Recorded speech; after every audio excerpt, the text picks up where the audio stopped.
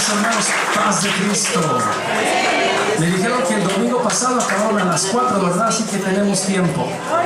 Gloria a Dios, gracias al Señor. Qué gusto estar entre amigos. Qué gusto estar en familia.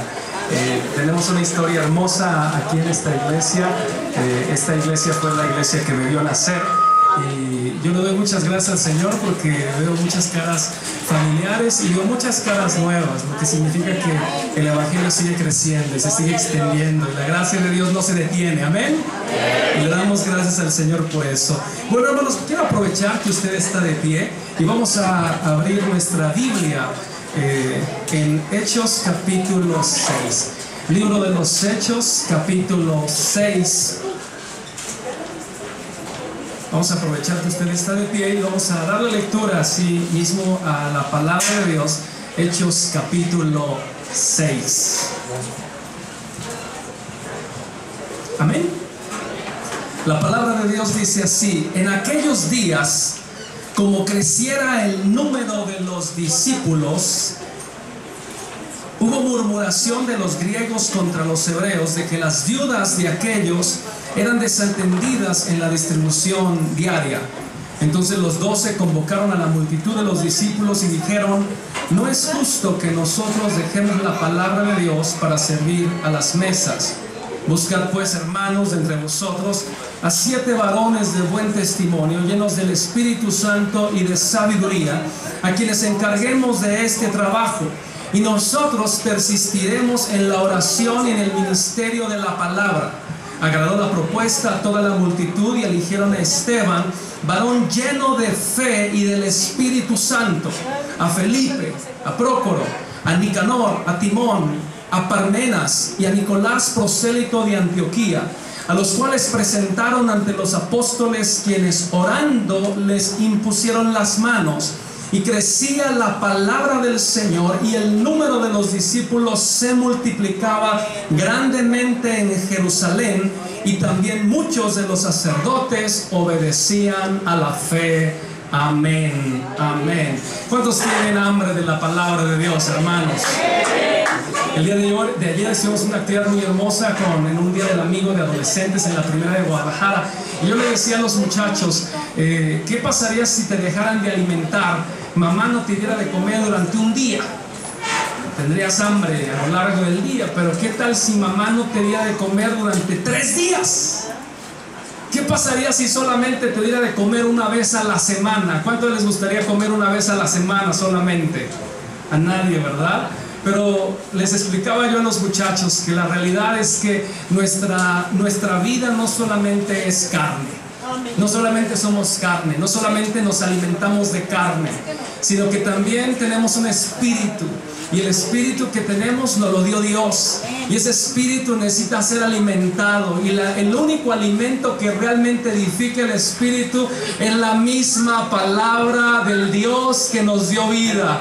Y el mismo aliento que sopló para que tuviésemos un espíritu es el mismo aliento que está aquí hoy para soplar en tu vida el día de hoy y que recibas el alimento espiritual que tu alma anhela. ¿Cuántos quieren ese alimento de parte de Dios? Así que quiero invitarte a que levantes tus manos y podamos hacer una oración y digámosle: Señor, anhelamos tu alimento, anhelamos tu palabra, anhelamos que nuestro espíritu salga edificado por tu palabra, que tu palabra nos transforme. Oremos en el nombre del Señor. Padre eterno, en tu nombre oramos, Señor. Hemos creído, Señor, que la vida es más que carne. Somos más que carne, Señor. No solamente somos carne, sino también tenemos un espíritu que nos infundiste tú a través de tu presencia, Señor. Y en esta mañana, Señor, en esta tarde, queremos que el espíritu de vida sople una vez más sobre nosotros, cual el profeta profetizó sobre el valle de huesos secos, y estos tomaron vida y recibieron la vida infundida por el espíritu de la palabra. Que de la misma manera cada uno de nosotros reciba el impulso del Espíritu Santo, el impulso de la palabra de Dios, el impulso de la llenura del Espíritu de Dios en esta mañana, y que podamos responderte a ti, a la palabra viva, y nuestro corazón salga vivificado, no por una palabra, no por un alimento, desechar después, sino por una palabra que va a alimentar nuestro espíritu, y nos va a fortalecer para continuar avanzando y agradándote a ti, porque solamente tú eres digno de ser agradado. Gracias, Señor. Echamos fuera toda distracción, echamos fuera toda enfermedad, echamos fuera, Señor, cualquier estorbo que quiera robarle a la palabra el centro, porque lo más importante el día de hoy, Señor, eres tú y nadie más y ningún otro. Por lo tanto, te miramos a ti en este día, Señor. Ponemos la mirada no en el hombre, sino en Jesús de Nazaret, que va a hablarnos a través de tu palabra. Usa mis labios para transmitir lo que hay en tu corazón para esta iglesia, y podremos ver tu gloria en nuestras vidas en esta tarde, en el nombre precioso de Jesús. Amén y amén, amén. Gloria al Señor, gloria a Jesús. Puedes darle un aplauso a nuestro Dios que está en este lugar. Dios de poder, Dios de amor, Dios de gracia, Dios de misericordia. Tomen sus lugares, hermanos, por favor.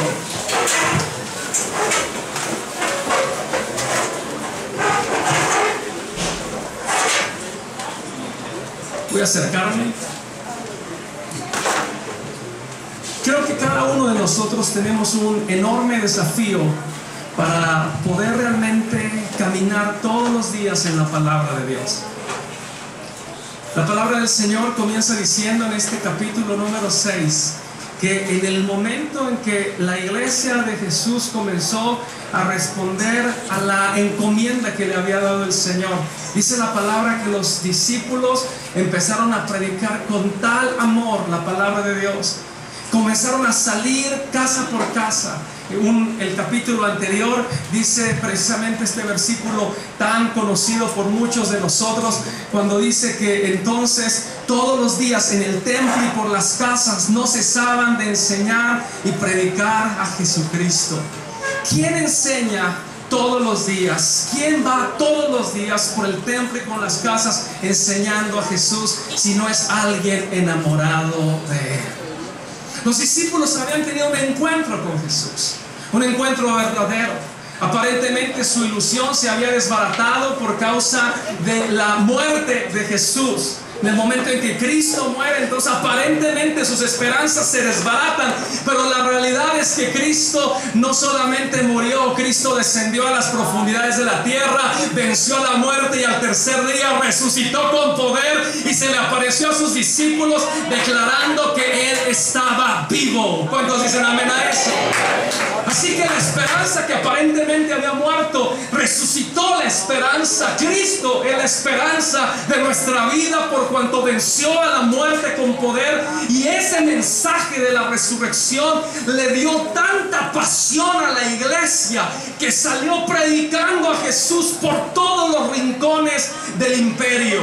Era tal la pasión que el capítulo anterior nos narra cuando los apóstoles fueron llevados a la cárcel, perseguidos por causa de la palabra. Dice literalmente, les pusieron en la cárcel y un ángel del Señor de noche les abrió las puertas, porque no hay cadena que pueda detener la palabra de Dios. La palabra de Dios tiene que avanzar y no hay cadena que la pueda detener. Así que estos discípulos estaban tan enamorados, tan apasionados por Dios, amaban tanto al Señor, tenían un mensaje que tenía vida. Cristo había resucitado, Él era la promesa esperada, Él era el Mesías esperado por tantos años con anterioridad, que tenían un mensaje que cambiaba, que transformaba y que ellos no podían dejar de anunciar. Qué diferente es eso a decir todos los días. Ay, todos los días. ¿No tienen otra cosa mejor que hacer que todos los días en el templo y por las casas? Y la grande diferencia entre el todos los días está en la revelación que esos hombres habían tenido, en el encuentro que ellos habían tenido, en el Jesús resucitado que ellos habían conocido. Cristo se encargó por 40 días de presentarse delante de ellos y decirles: creías que estaba muerto, pero no lo estoy. Aquí estoy, estoy vivo y yo soy la esperanza de la humanidad. Y esos hombres, con esa pasión, empezaron a hacer que la palabra se multiplicara y el evangelio se multiplicara. Y por eso dice: en aquellos días, como creciera el número de los discípulos. La realidad es que el Señor no nos manda solamente a bautizar. A veces pensamos que el fin es el principio. Es decir, a veces pensamos que el fin es que alguien se bautice, cuando el bautismo solamente es el principio. El bautismo solamente te pone en la línea de salida, pero realmente la carrera no termina el día que te bautizas, recién comienza. Así que el bautismo solamente es la línea de salida, pero realmente tu vida tiene que ser una vida de un hombre que decide seguir a Jesús, decide ser un discípulo de Jesús, decides que tu vida entera sea regulada, sea dirigida por el Maestro de maestros. Así que ellos entendieron eso perfectamente y entendieron que entonces tenían no solamente que bautizar, sino tenían que hacer discípulos, es decir, verdaderos seguidores de Jesús, verdaderos representantes de Jesús en la tierra, hombres y mujeres que pudiesen reflejar a Cristo en su manera de hablar, reflejar a Cristo en su manera de comportarse, reflejar a Jesús en su manera de pensar, reflejar a Jesús en todas las cosas que ellos hacen, porque diciendo soy cristiano, estoy diciendo sigo a Cristo. Si de repente alguien de repente le fue un poquito mal en matemáticas en la escuela, a ver, levante su mano. A nadie. Dudo mucho de su sinceridad, Dudé de su sinceridad. Bueno, la realidad es que si a alguien le va muy mal en la escuela, cabe la posibilidad que no hayas tenido un buen maestro. Cabe la posibilidad. A veces nada más es un pretexto chafa para decir que no te fue bien. Pero también cuando te va muy bien en algo, normalmente cuando hay alguien destacado, la pregunta es: ¿quién fue tu maestro? Y mis amados, nuestra vida da testimonio del Cristo que tenemos. Que nuestra vida dé testimonio de que tenemos un gran maestro. Un gran maestro para imitar. Así que los discípulos estaban tan apasionados que entonces la palabra estaba multiplicándose. Pero dice la Escritura que el crecimiento trae buenas y malas. Buenas nuevas también, pero buenas y malas. Y en el versículo siguiente estamos empezando a ver que la iglesia en crecimiento tiene un conflicto. Eso no pasa aquí. Eso solamente pasó en la iglesia de allá. Aquí en las iglesias de aquí no hay conflictos. Amén. Aquí no hay, pero en la de allá sí hay. Como la de allá es terrenal, entonces allá sí había conflictos. Y aunque eran los mismos discípulos, los mismos apóstoles, dice aquí que hubo murmuración de los griegos contra los hebreos. Diga, hubo murmuración. Hubo murmuración también allá, aquí no, allá hubo murmuración, porque entonces unos dijeron: oye, nuestras viuditas están siendo desatendidas porque están atendiendo más a unos que a otros. El asunto era el asunto es que había una situación muy hermosa que se estaba dando, y es que dice que había entonces murmuración de los griegos contra los hebreos. La iglesia de Jesús es un mosaico muy hermoso. Es un mosaico donde habemos piezas de muchos colores. ¿Cuántos dicen amén? Amén. Quiere decir que en la iglesia de Cristo habemos gente de todo. En una vista muy chiquita de la iglesia de Cristo, pues aquí habemos gente de diferentes condiciones. A lo mejor unos vivimos en una colonia, otros en otra, unos de una estatura, otros de otra, unos de una profesión, otros de otra, unos de unos gustos, otros de otros, unos de un trasfondo, otros de otro. Es decir, ¿somos todos iguales? Somos un mosaico maravilloso. El valor es el mismo, cada uno de ustedes vale igual delante de los ojos de Dios, pero tenemos diferencias entre nosotros, porque somos un mosaico maravilloso delante de los ojos de Dios. Cuando abrimos el cuadro más grande, ¿seremos nosotros los cristianos de México igual a los cristianos de Indonesia? ¿Igual a los cristianos de África? Usted fuese africano, aquí adorando el culto, no tendría camisa, andaría sin camisa, y no habría problema. Pero no venga a adorar aquí sin camisa, por favor. Si estuviera en África no había problema, pero aquí preferimos que ande con camisa. Pero es un mosaico, es un mosaico.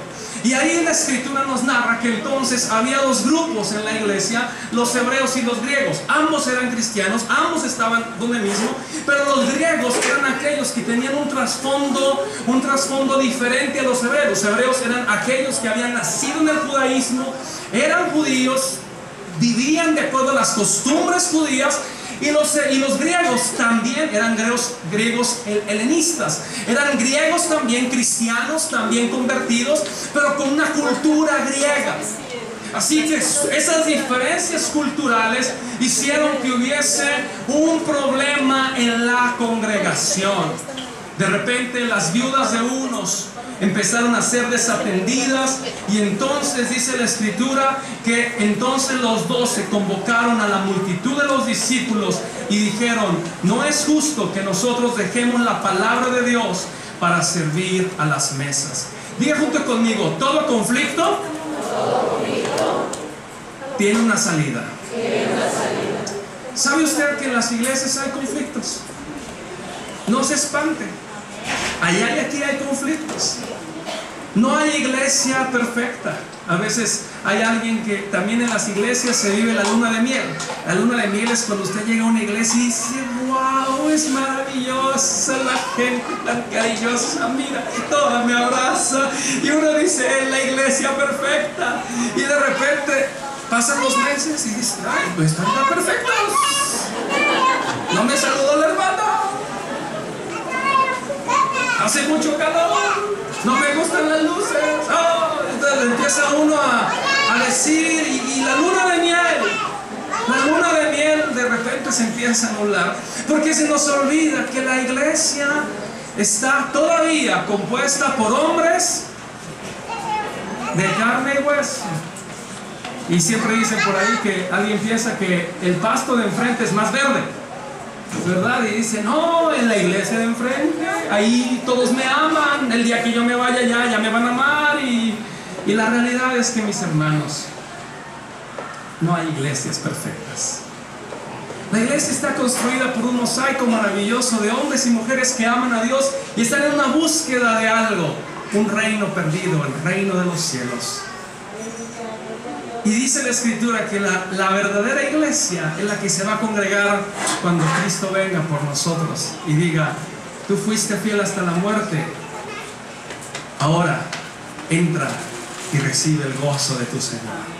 Así que la iglesia también enfrenta dificultades, pero cada vez que la iglesia enfrenta una dificultad es una oportunidad para crecer, es una oportunidad para madurar, es una oportunidad para construir, es una oportunidad para mejorar. Diga junto conmigo: mejorar. Mejorar. La realidad es que en las iglesias son un cuerpo vivo en construcción. Las iglesias son un cuerpo vivo que se está desarrollando. Las iglesias necesitan avanzar, necesitan construirse, necesitan mejorar, necesitan edificarse, necesitan madurar. Y cada circunstancia que una iglesia atraviesa es una oportunidad de mejorar. No es una oportunidad de retroceder, no es una oportunidad de devolverse, no es una oportunidad de renunciar, no es una oportunidad de dejarlo, es una oportunidad idea de avanzar y seguir adelante, porque sabemos a quién hemos creído y a quién servimos para darle nuestra vida al Señor. Amén.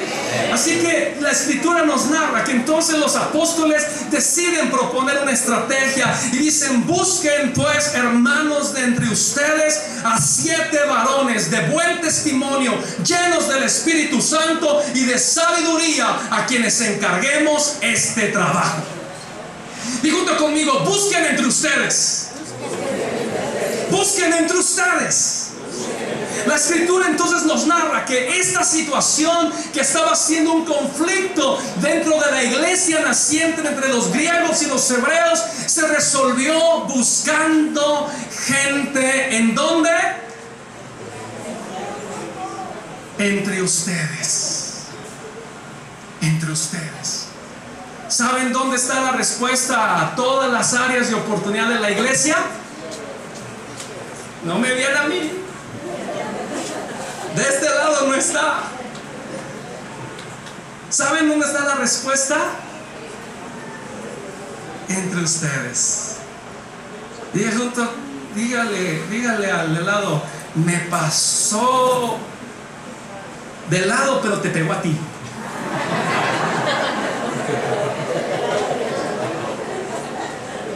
Está entre nosotros. Así que la iglesia que avanza es una iglesia que reconoce que entre nosotros está la respuesta.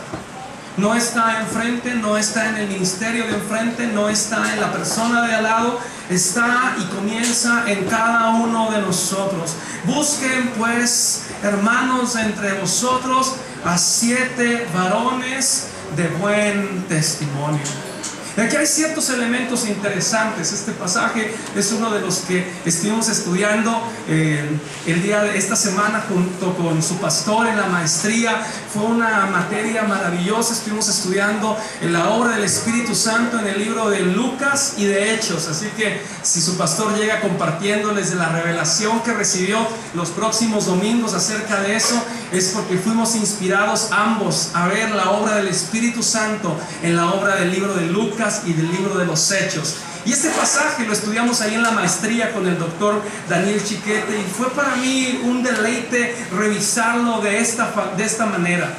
Y decía el doctor Chiquete: cuando el Espíritu Santo dice busquen a 7 varones, 7 no es un número casual, es el 7 te habla de plenitud, te habla de gobierno, te habla de que el Espíritu Santo sabe lo que está pidiendo, el Espíritu Santo sabe lo que está buscando, el Espíritu Santo sabe exactamente lo que la iglesia necesita. El Espíritu Santo está buscando a 1, 2, 3, 4, 5, 6, pero si no llega el 7º, no están completos. No son 8, son 7, porque hay una encomienda, una tarea que el Espíritu Santo tiene, un encargo que tiene para estos 7 varones. Pero cada uno de ellos tiene que tener un perfil, y es ahí donde quiero que tú y yo busquemos la dirección del Espíritu Santo para poder tener ese perfil. Número 1 dice: 7 varones de buen testimonio.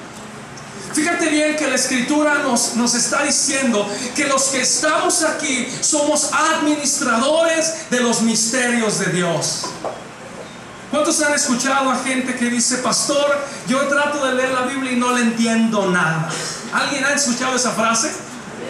¿Y sabes por qué no la entienden? Porque la Escritura dice de sí misma que la Escritura es un libro cerrado, es un libro sellado. Es decir, la Escritura es la manera de acceder a la Escritura es por revelación. Es cuando Dios nos quita la venda de los ojos, cuando verdaderamente ve el hambre, la necesidad, el deseo genuino de recibir la palabra, que entonces los ojos se abren. Pero dice la Escritura que nosotros, la iglesia, somos los administradores de los misterios de Dios. ¿Le ha pasado que alguna vez se sienta con usted y le comparte algo a alguien y le dice: nunca lo había entendido, pero ahora que me lo explicas ya lo entendí? ¿Le ha pasado? Porque usted es administrador de un misterio espiritual. Usted tiene una revelación que no se la dio carne ni sangre. Lo que usted tiene se lo reveló el Espíritu de Dios. yo hubiera brincado y hubiera dicho amén. Lo que usted tiene no se lo reveló el hombre, se lo reveló el mismo Hijo de Dios. El mismo Hijo de Dios le quitó la venda que usted tenía, que no le permitía entender, y el mismo Hijo de Dios le habló a su corazón, le habló a su espíritu, penetró su alma y le dio la revelación que hoy puede hacer que usted sea un hombre libre. Amén. ¿Qué hizo usted para merecer eso? No hizo absolutamente nada. Fue un regalo dado por Dios, por gracia, por amor, por misericordia. Nos miró en nuestra condición y aún a pesar de eso decidió amarnos, decidió revelarnos su palabra, decidió bendecirnos porque nos ama y le plació hacerlo así. A Él sea toda la gloria. Por eso, pero si Dios lo hizo, ahora yo soy responsable de compartir esa revelación con los demás. Así que por lo tanto soy portador de un mensaje, soy portador de una dignidad, soy portador de un reino, soy portador de algo demasiado glorioso, soy portador del Espíritu Santo. Yo no sé por qué era buena idea esa de que el Espíritu de Dios habitara en un templo. ¿Sabes por qué? Imagínate la escena. El pueblo de Israel quería ir a encontrarse con Dios. Así que había un tabernáculo en el centro del campamento. Y entonces literalmente había una columna de fuego ahí. ¿Había manera de negar que la presencia de Dios estaba ahí si había una columna de fuego?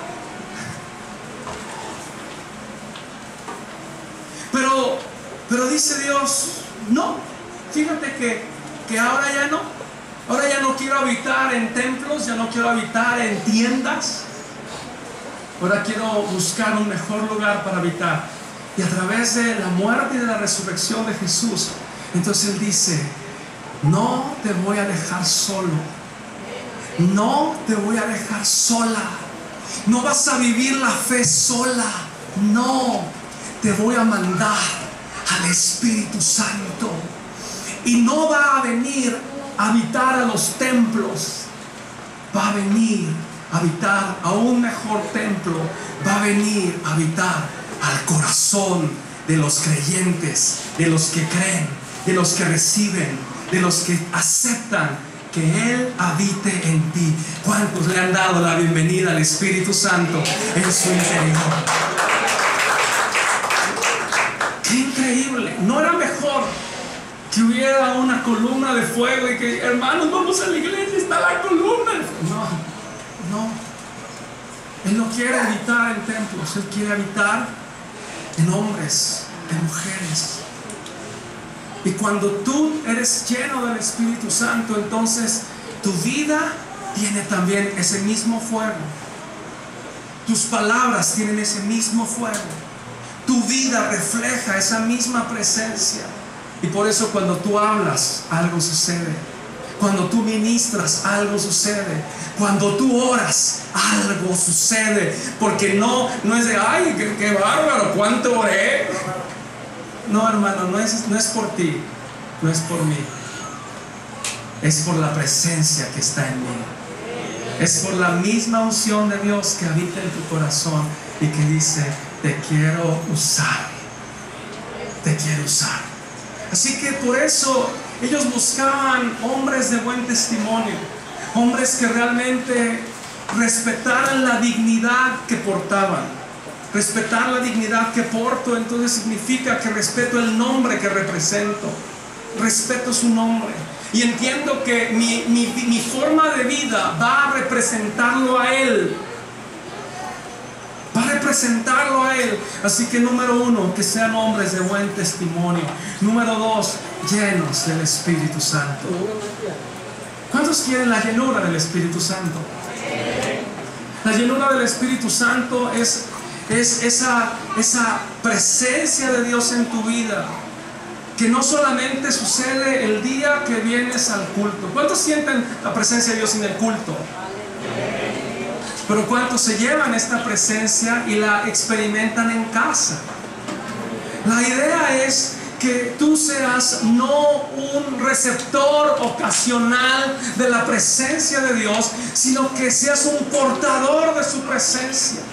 Que seas un portador de su gloria. Que así como los sacerdotes cargaban el arca y eran portadores de la gloria de Dios, que de la misma manera entiendas que Dios está buscando gente que porte todos los días su presencia. Porque el que porta todos los días su presencia, donde se va mucho orar por los enfermos, y vemos cómo los enfermos sanan en la congregación cada domingo hay 1, 2 sanidades, 3, 4, 5, cada vez es diferente. Pero cuando mi mayor gusto es cuando me dicen los muchachos en las células: pastor, estábamos en la célula y oramos, y ahí el Señor se manifestó y empezaron a sanar los enfermos. Pastor, en nuestra célula oramos por una mujer que estaba atormentada y el Señor la hizo libre. Pastor, iba caminando por la calle y encontré un enfermo y oré por él. Cuando entendemos que no solamente en el templo, sino que somos portadores de la gloria de Dios, entonces nuestra vida pasa del ordinario y comienza a entrar a lo extraordinario, y la gloria de Dios nos acompaña en todo momento. En todo momento. Y esa llenura nos permite ser hombres y mujeres sabios. Número 3 dice: llenos serán varones de buen testimonio, llenos del Espíritu Santo y de sabiduría. La sabiduría se parece a la inteligencia, pero no es inteligencia. La sabiduría es conocimiento aplicado con amor. Es decir, no solamente saber qué es lo correcto, sino también hacerlo correcto. Así que el hombre sabio es el que sabe hacer las cosas y las hace. El hombre sabio no es el que está lleno de buenos discursos, porque la gente está cansada de oír discursos buenos. El otro día un hombre me decía: pastor, me sucedió el otro día que venía yo, estaba en el trabajo y me encontré a alguien y empecé a aconsejarla y le empecé a decir: es que tú deberías hacer esto y esto y esto, y la palabra de Dios dice esto y esto y esto. Y ella volteó y me dijo: pues está muy bien, pues ahora vívelo tú también. El hombre se fue para atrás y dijo: pastor, sentí que Dios me habló. Yo le estaba diciendo lo que debía de hacer, y volteó y me dijo: pues está muy bien, ahora vívelo tú también. Porque a veces creemos que tenemos la respuesta para el de enfrente, el consejo para el de enfrente, pero no solamente es para el de enfrente.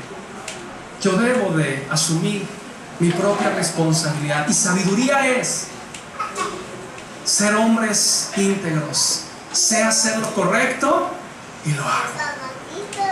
Sabes, yo creo que hay una condición muy triste, y es cuando un hombre recibe de Dios algo que hacer y por alguna razón endurece su corazón y no lo hace. Sabes, cuando tú endureces tu corazón a algo que Dios está hablando y dices no, y tienes argumentos para decir no, es que no se puede, es que no, pues simplemente tu vida va a estar patinando donde mismo, patinando. ¿Podrá Dios hablarte el siguiente paso? ¿Podrá Dios encargarte mejores responsabilidades? ¿Podrá Dios llevarte a mayores alturas? No, porque Dios primero quiere que seas obediente en aquellas cosas que Él ha hablado a tu vida. Si Dios ha hablado a tu vida en alguna área específica, yo te animo a que no detengas un solo día más tu obediencia al Señor. Ni un solo día más detengas tu obediencia al Señor. Porque el cuarto paso es fundamental. Dice: a quienes encarguemos de este trabajo. Y junto conmigo, disponibilidad. Sabes, puedes ser un hombre de buen testimonio, puedes ser lleno del Espíritu Santo, puedes ser un hombre sabio, pero simplemente no estás disponible. Y sabes, a veces las iglesias tienen al frente no a los sabios, sino a los disponibles. Y los sabios a veces preguntan: ¿por qué no estoy yo allá? Y a veces la respuesta es porque no estabas disponible. Qué bueno que no conozco ninguna situación en particular, ¿eh? No vayan a decir que el pastor Misael me dijo que dijera. Es el Espíritu Santo, amén. Es el Espíritu Santo. Pero el Espíritu Santo nos llama y nos dice: no solamente necesito gente llena, no solamente necesito gente sabia, sino necesito gente disponible para hacer el trabajo. Así que ¿cuántos quieren disponer su vida el día de hoy? ¿Cuántos quieren decirle: Señor, heme aquí? Amén. Dios está buscando esa disponibilidad de parte de nosotros. Y dice: y nosotros persistiremos en la oración y en el ministerio de la palabra. La grande preocupación de los apóstoles era que por causa de un trabajo ellos descuidaran otro trabajo. La situación era que no se estaban atendiendo a las viudas. En el pueblo de Israel había una pasión por atender las necesidades de los débiles. La iglesia no debe de perder esa pasión.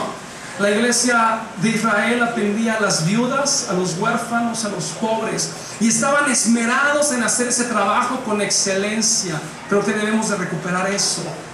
La iglesia debe de atender con esmero a la viuda, al pobre, al huérfano, al más necesitado. La iglesia debe ser la respuesta a ese trabajo. Pero dice la Escritura que entonces estos hombres se dieron cuenta que por hacer esto estaban dejando de hacer aquello, y aquello era el ministerio de la oración y el ministerio de la palabra.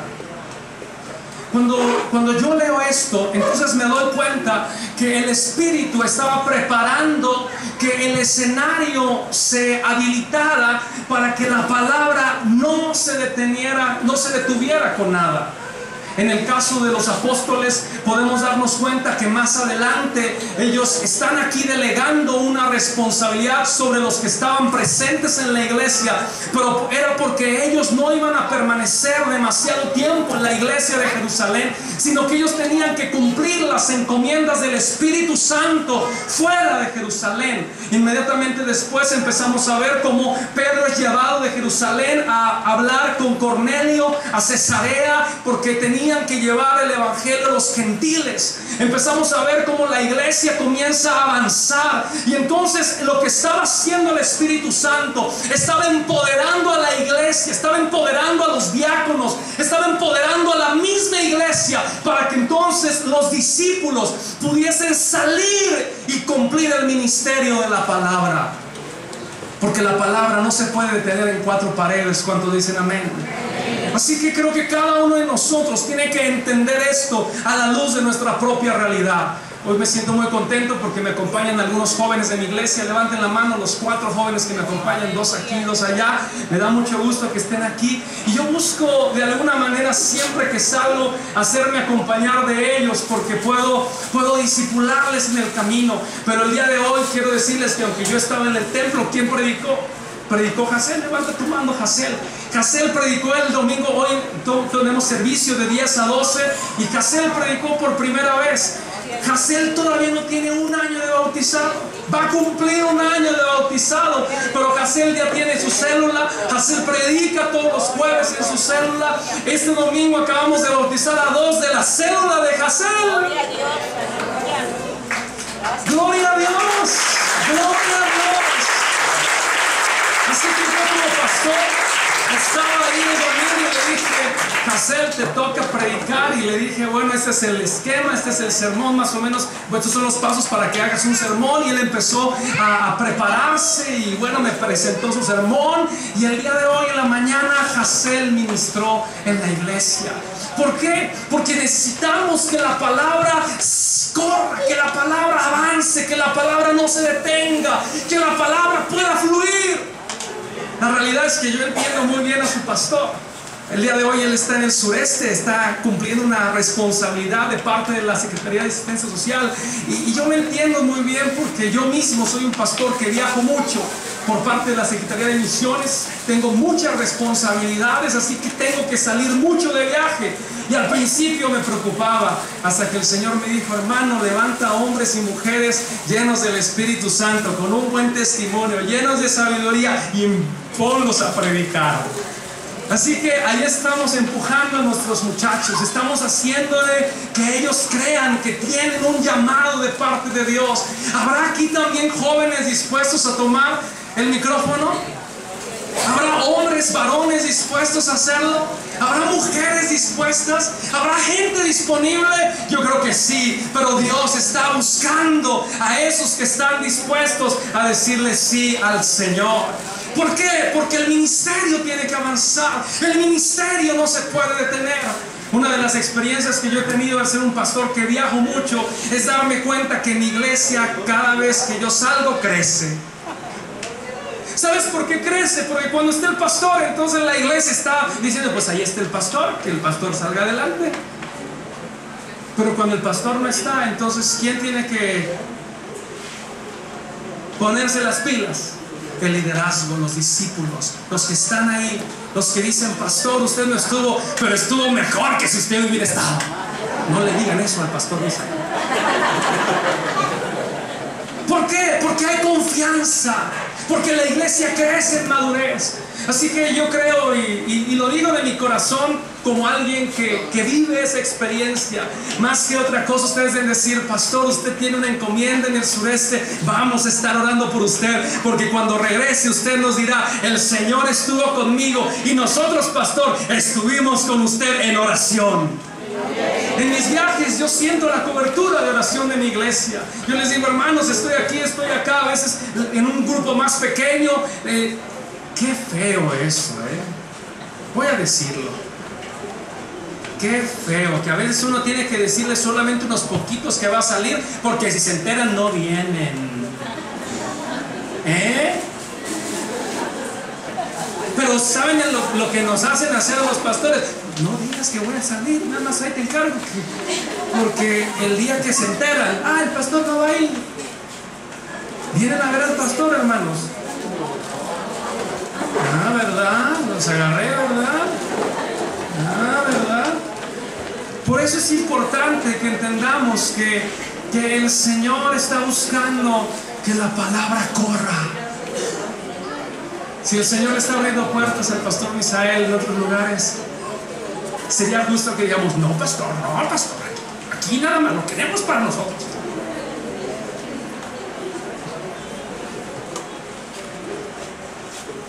Pero cuando dejamos que la palabra corra y no se detenga, entonces dice la Escritura que entonces agradó la propuesta a toda la multitud, y eligieron a Esteban, varón lleno de fe y lleno del Espíritu Santo.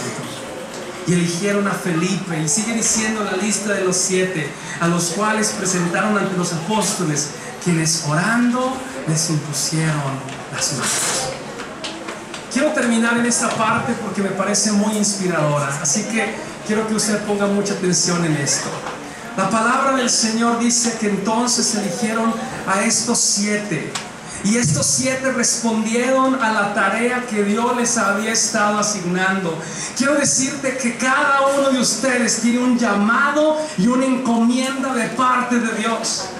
Los que están aquí no están aquí simplemente para llenar un asiento e irse. Están aquí porque tiene su vida un encargo que cumplir en este tiempo. Tú no fuiste salvado de la condenación del infierno para simplemente mantenerte divertido 2 horas cada semana el día domingo. No. Tu vida fue salva por una razón extraordinaria. Tu vida tiene un propósito, tu vida tiene un destino, tu vida tiene una diferencia que marcar en este tiempo. ¿Cuántos creen que tu vida hace una diferencia en este tiempo? El mundo tiene que ser uno antes de Mauricio y después de Mauricio. El mundo tiene que ser uno antes de Lorena y después de Lorena. El mundo tiene que ser uno antes de Hazel y después de Hazel, porque cada uno de nosotros representa al Dios que nos salvó, representa la dignidad de Dios. Tenemos al Dios Todopoderoso en nuestro corazón. El Espíritu Santo nos empoderó con sueño servimos con pasión y ahora tenemos un encargo que hacer en este tiempo. ¿Cuántos dicen amén a eso? Así que tú debes decirle: Señor, ¿cuál es mi encargo? ¿Cuál es mi tarea? ¿Es discipular a mis hijos? Porque tal vez estás frustrado por no hacer algo en el templo, cuando a lo mejor tus hijos están diciendo: mamá, discipúlame a mí primero. A lo mejor alguien está buscando ser parte del ministerio de la alabanza, cuando su pasión debe ser el evangelismo, y para eso Dios lo llamó, para evangelizar por las calles.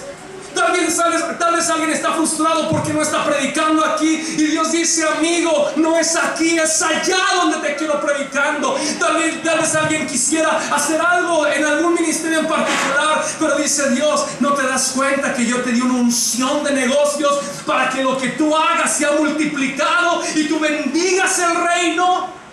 Cada quien tiene un encargo, una encomienda de parte de Dios, y tú no debes de descansar hasta que descubras cuál es tu encargo, tu encomienda, tu ministerio, tu llamado, porque el día que lo hagas dirás: Señor, estoy listo para correr apasionadamente con la tarea que tú me has encargado.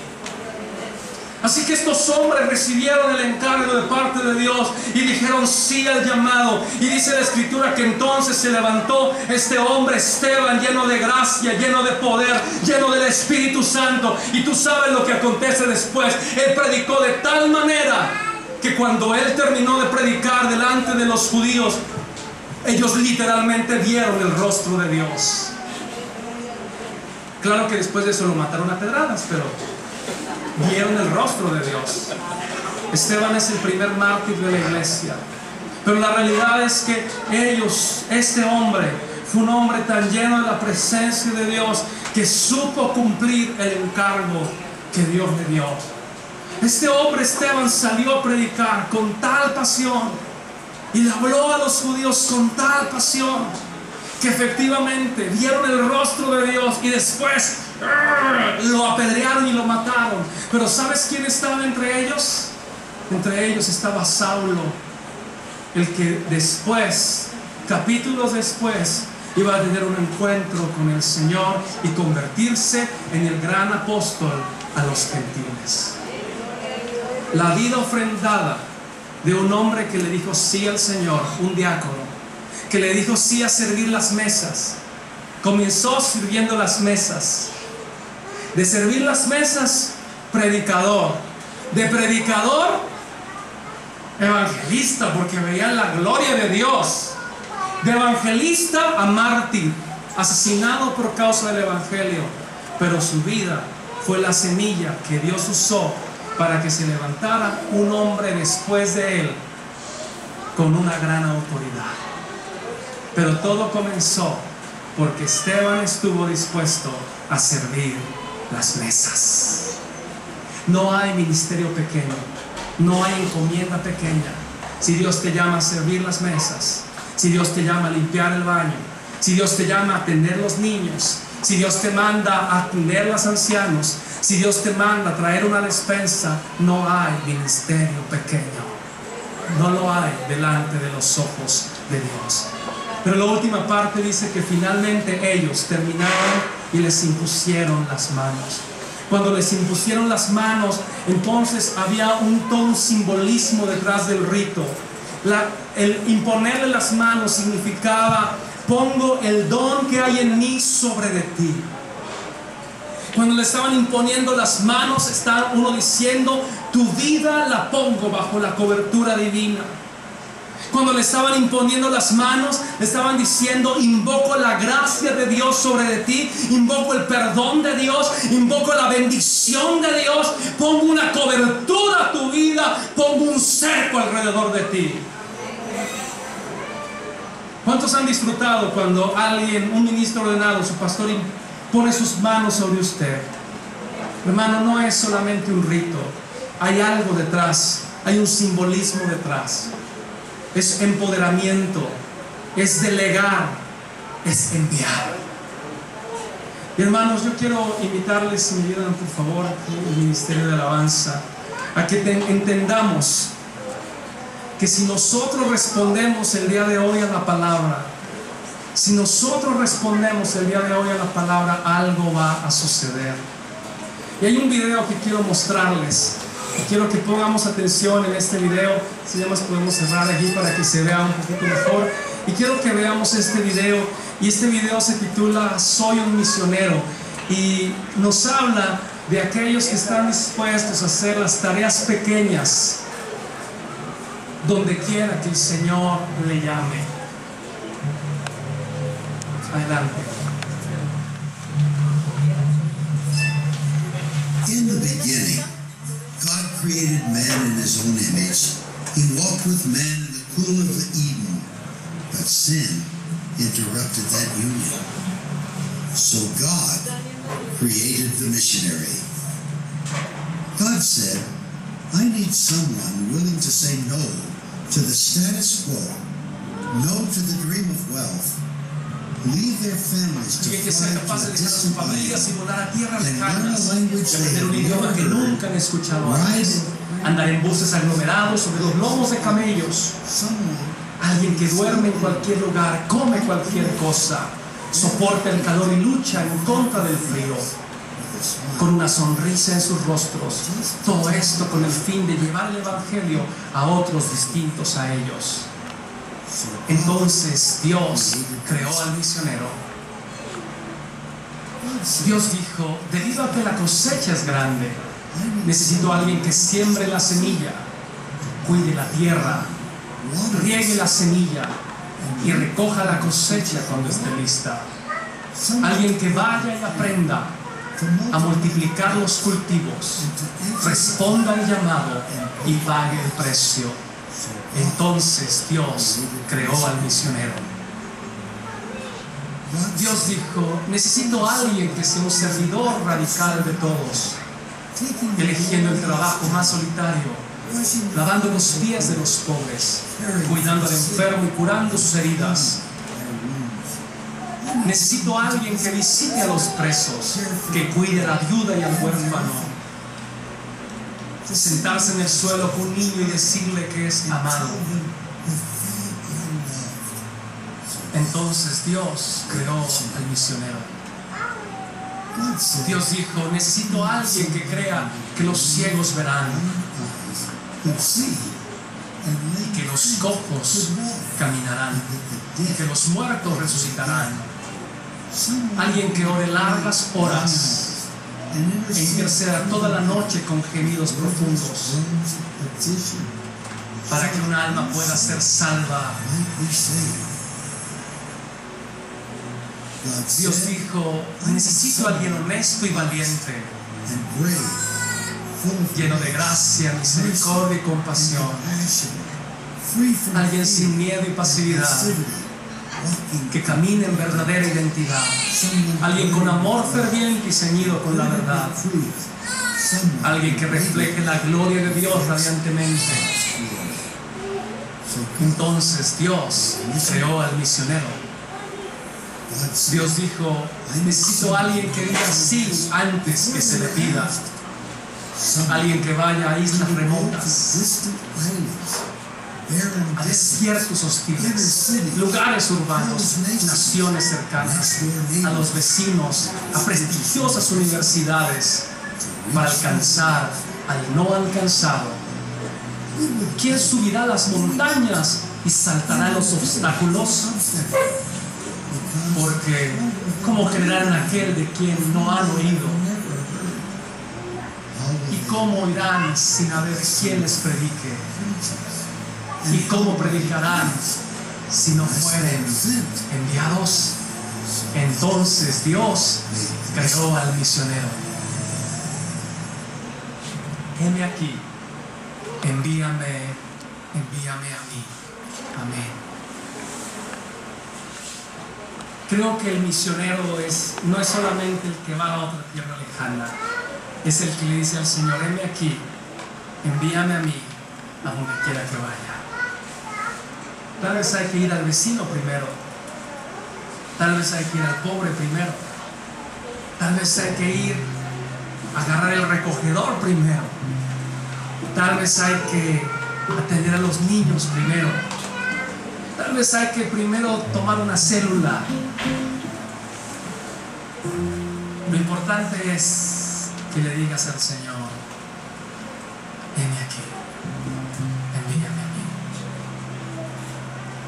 Si alguien quiere ir más allá del vecino, quiero nada más mostrarles una imagen, y es una invitación abierta a que oren por mí. Y si alguien quiere acompañarme, me acompañe, porque del 13 de julio al 14 de agosto estaré yo dirigiendo un viaje misionero a Kenia y a Tanzania, en África. La realidad es que los que han visto, ahorita ha habido una serie de atentados, asesinaron a un buen grupo de estudiantes cristianos en Kenia, en Nairobi, por causa del evangelio, algunos musulmanes radicales. Y alguien me dijo: ¿no tienes miedo de ir? Le digo: no, el Cristo al que sirvo venció la muerte con poder. Pero por si las dudas, no vamos a Nairobi, vamos a la selva. Así que espero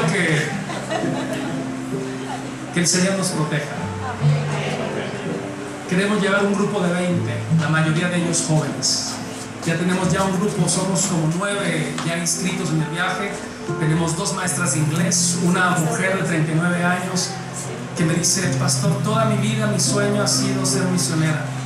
Tengo 39 años, tengo un hijo, ¿puedo ir? ¿Me permite ir? Y yo dije: ¿quién soy yo para negarte tu sueño? Estás aceptada. Cuando le dije: estás aceptada, dice: pastor, de veras estoy aceptada, de veras puedo ir. Sí, hermano, puede ir. 39 años, un hijo, maestra de inglés, toda la vida ha querido ser misionera, y ahora va a ir 5 semanas a la selva de África junto con nosotros. Va otra estudiante también, otra maestra de inglés, va otro joven que estudia para trabajar con niños. Y yo creo que el grupo va a irse fortaleciendo. Vamos a estar 5 semanas en la selva de Kenia. Queremos llegar el evangelio a la selva y trabajar con niños huérfanos. La realidad es que el presupuesto del viaje, lo caro no es el viaje. Uno no gasta en hoteles ni en restaurantes en la selva, no hay nada en la selva. Selva. Hay animales, jirafas, leones sueltos ahí, selva de África. Así que no ocupamos dinero. De hecho, vamos a llevar tiendas de campaña y sleeping bags para vivir 5 semanas ahí. No ocupamos dinero para eso. El dinero que ocupamos es para que vamos a construir. Queremos construir 2 iglesias en medio de la selva con láminas. Y queremos atender a los niños huérfanos de la selva. Hay muchos niños huérfanos en la selva. Así que cada estudiante que va a ir, cada persona que va a ir, le estamos pidiendo que lleve 10,000 pesos o $1,000. No para gastarlos en él mismo, sino para el proyecto de los 2 templos que vamos a construir en la selva, y para poder atender las necesidades de los niños huérfanos. Si usted quiere ir, póngalo en oración. Tal vez usted pueda ir con nosotros. Si al final se acerca y me pide mi correo, le puedo mandar la información. Todavía hay tiempo. Lo caro no es estar allá, lo caro es el vuelo. Sale más o menos entre $1,200 y $2,200 el vuelo. El vuelo es caro por causa de que es temporada alta, pero son vacaciones de los estudiantes. Así que, hermano, ¿puede usted orar por mí? Para que el Señor me proteja. No quiero devolverle a mi hija un pedazo de papá, que sea el papá completo. Quiero enfrentarme al león rugiente, pero no al de África, no, al otro. A ese no le tengo miedo. Así que la gracia del Señor nos acompañe, y que cada uno de ustedes pueda decirle: Señor, a donde quiera que me envíes, aquí estoy. El Espíritu Santo, hermano, está paseando por aquí ahora mismo y está buscando a los hombres que le dicen sí. Cierra tus ojos ahí donde estás. El Espíritu Santo está paseando por aquí. Puedo sentirlo, puedo sentir la brisa del Espíritu. Su presencia está aquí, su presencia está aquí, su presencia está aquí. Tú habías pensado que tal vez todo en la vida cristiana era venir y sentarte, Pero sabes, cuando vienes y te sientas, empiezas a ver problemas y empiezas a murmurar y empiezas a ver los problemas que hay y te desanimas, porque tu vista no debe estar aquí, amado. Tu vista debe estar allá afuera, en las necesidades, en lo que podemos hacer por la gente, en cómo podemos hacer que este sea un mundo mejor, cómo podemos hacer que Cristo llegue a los hogares, cómo podemos hacer que Cristo llegue a los albergues, cómo podemos hacer que Cristo llegue a los asilos, cómo podemos hacer que Cristo llegue a las naciones, cómo podemos hacer que Cristo llegue a mis familiares. Y Dios sigue buscando a los que quieren ir, los que responden sí al llamado de Dios. No tengas temor, levántate en fe, levántate en confianza, levántate en autoridad. Dios te ha llamado con un propósito. Él nos